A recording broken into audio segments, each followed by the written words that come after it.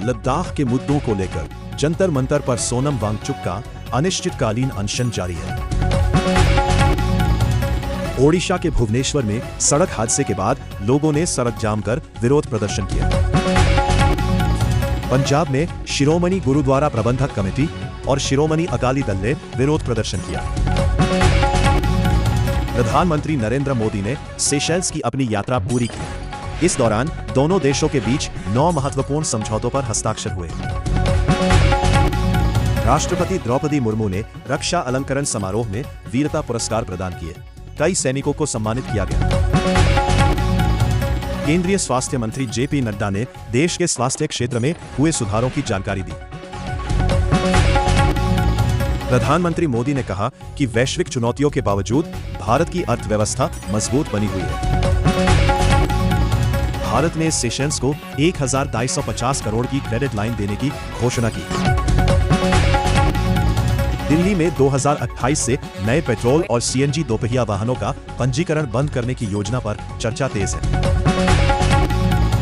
पश्चिम Asia में बढ़ते तनाव का असर विश्व बाजारों पर दिखाई दे रहा है। कच्चे तेल की कीमतों और अमेरिकी नीतियों पर निवेशक की नजर बनी हुई है।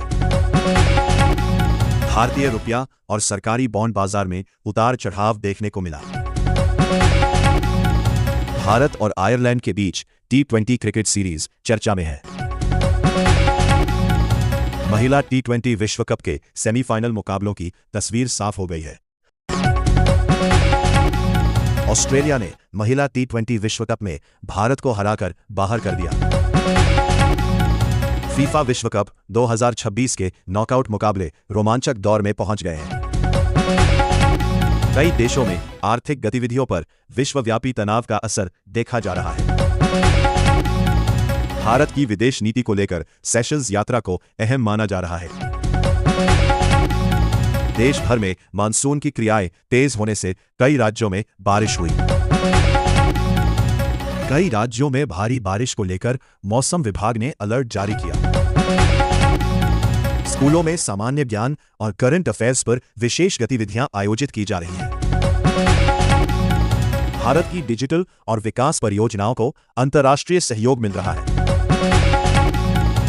विश्वव्यापी बाजार अमेरिकी आर्थिक आंकड़ों का इंतजार कर रहे हैं। भारत की अंतर्राष्ट्रीय कूटनीतिक गतिविधियां तेज बनी हुई हैं। स्वास्थ्य और बुनियादी ढांचे पर सरकार का फोकस जारी है।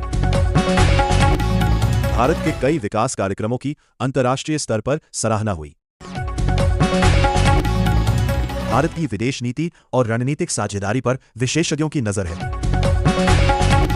केंद्र सरकार की विभिन्न योजनाओं पर राज्यों के साथ समन्वय जारी है।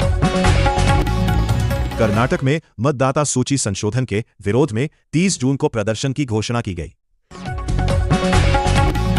विभिन्न छात्र संगठनों ने परीक्षा व्यवस्था में सुधार की मांग को लेकर प्रदर्शन जारी रखा। दिल्ली के जंतर मंतर पर शिक्षा से जुड़े मुद्दों को लेकर धरना जारी है। कई सामाजिक संगठनों ने सरकार से लंबित मांगें पूरी करने की अपील की। देश के कई हिस्सों में शांतिपूर्ण धरना प्रदर्शन के बीच सुरक्षा व्यवस्था